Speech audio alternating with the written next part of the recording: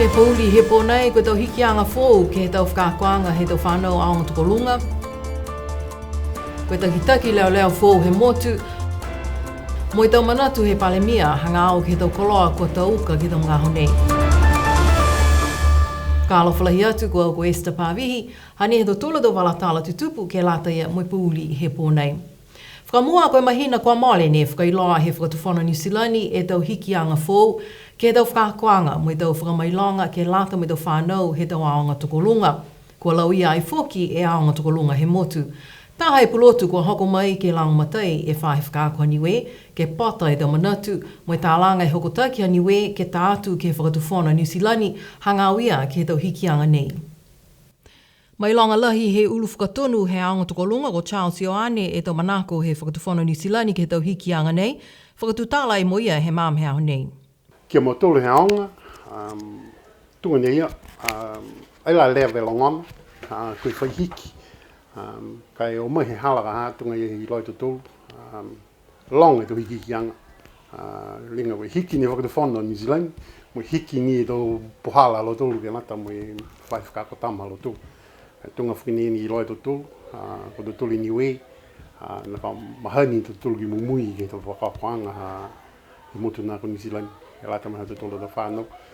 Si koe tau hiki hiki anga i, ma whisi e tamai, tunga ia he mga honei, koe mga honei ni whai ona ia ko hingoi tau hiki, mo i whakatutala, mo tau aonga, mo tau mamatua, mo tau whānau, hangau ke tau hiki ia, mo i aila whakamori e he whakatuwhana New Zealand.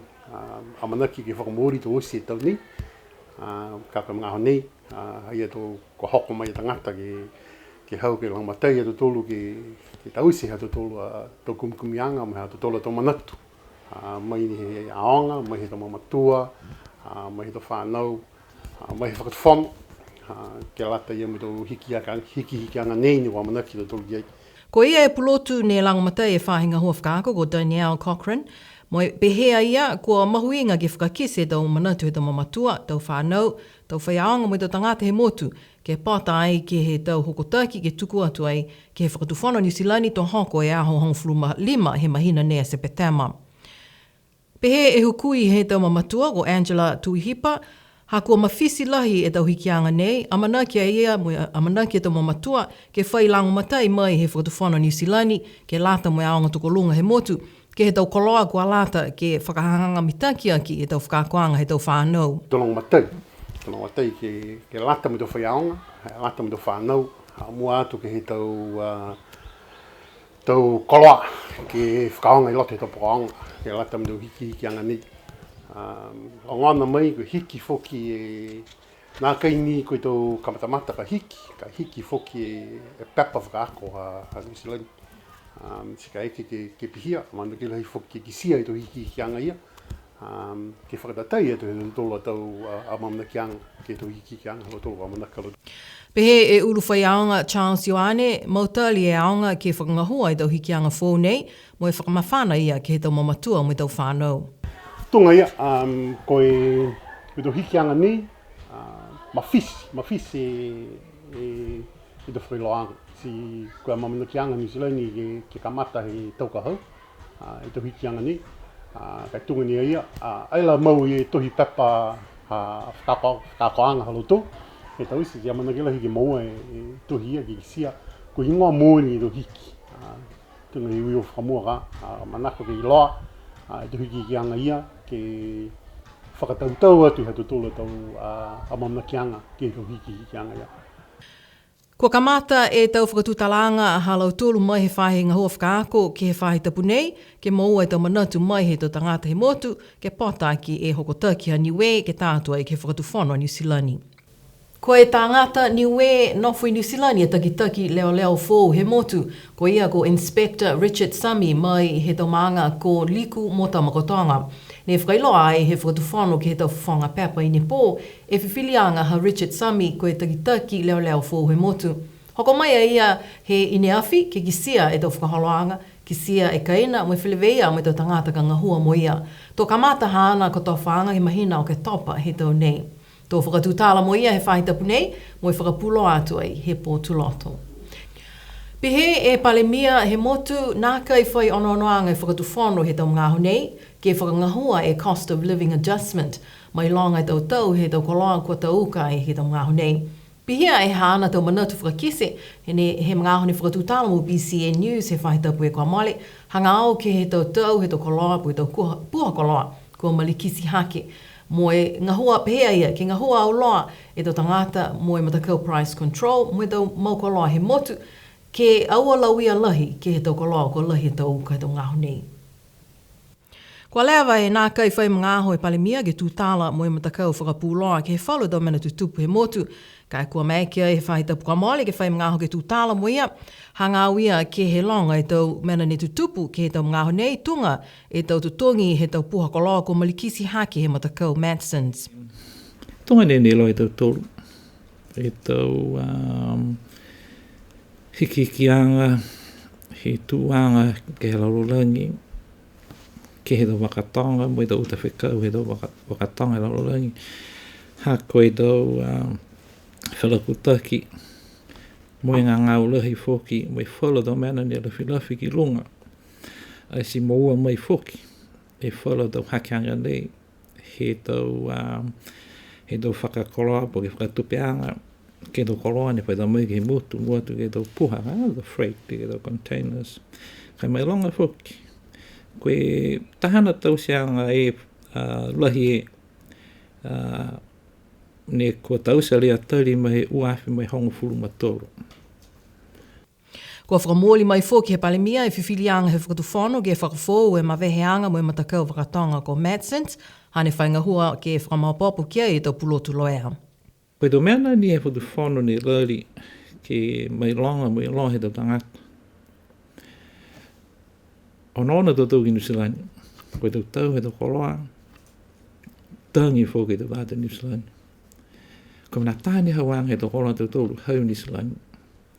Ko tau koloa taha ia ni tangi tau vāta Nusilani, ne hokomaki nei, NIUE ne hake fōki, ke lata ia aimea ke fōki tau tōru hake hifu. Ka hifu tau hako osi nei hai tau business.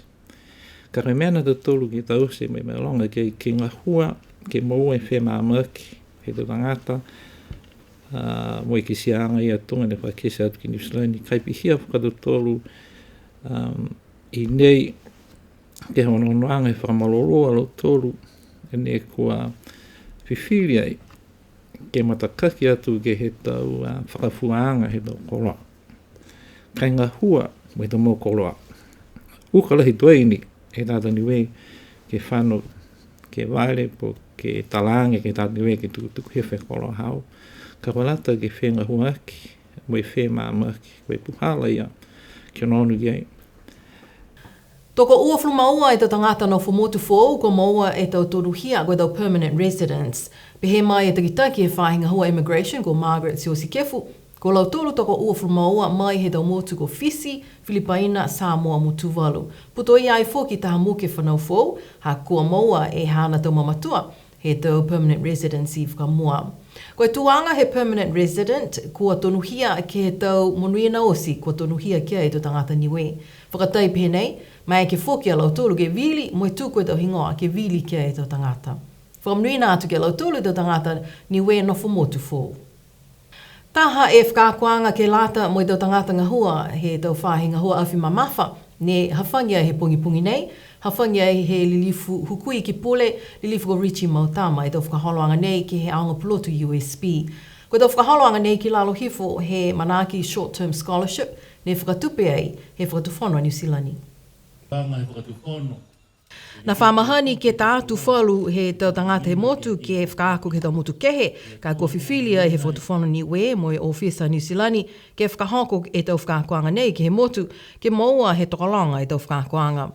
Kua whakamatala e komisina ha Nusilani lilifu ko Mark Gibb mo e pehea ia, mahuinga e tau whakakoanga nei, ha kua maeke ke tamai e tau pulotu whakaako mai Nusilani ke tau se tau whakakoanga ke he motu. Koe tau whakaholoanga mahuinga ke ngā hua mo e whakaako ke tau koloa ne hahai ai ke motu.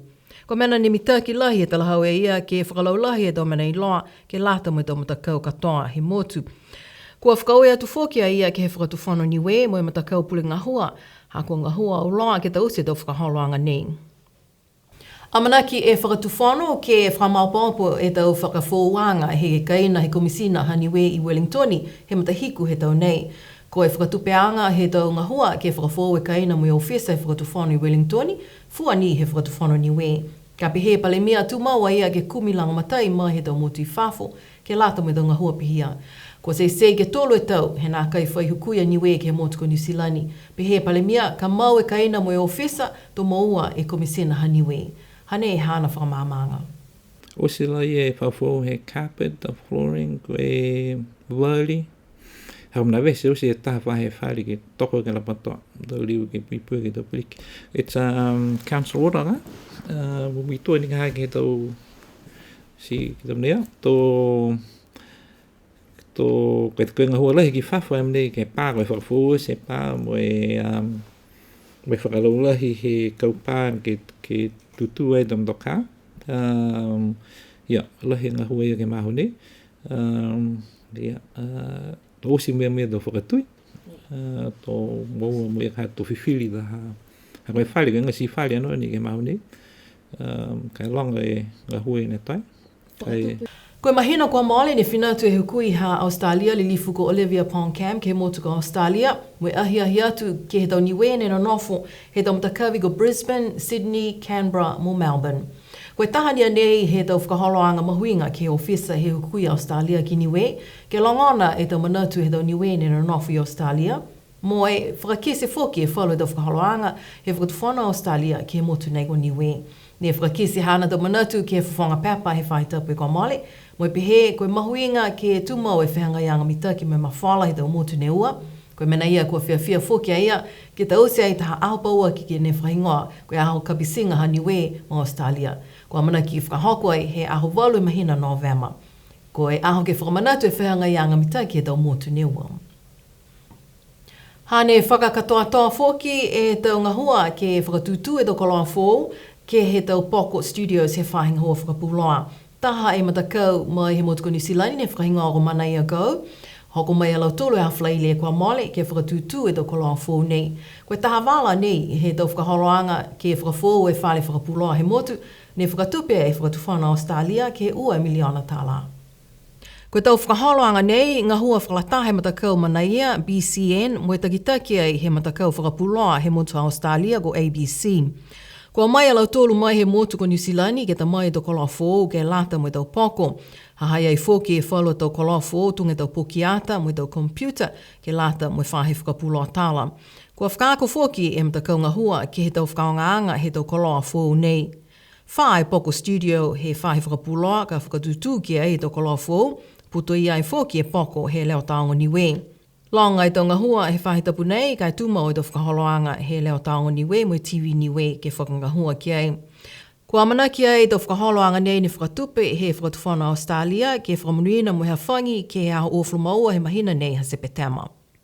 Ke whakaosia ki e tau whakaholoanga Pacific Youth Camp he matakau toa motu Rugby League ke lata mo i tau whanau whiwhine ne whakahoko ai taha whiola rapi he aho whaiu mo e kua mole ke whanua i paliasi.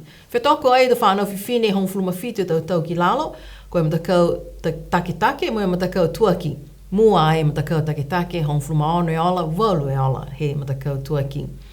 Manako ai e matakau toa motu Rugby League ke whakaue atu ki tau whanau whiwhine hakoa makau lahi ala tulu ke whiua Rugby League.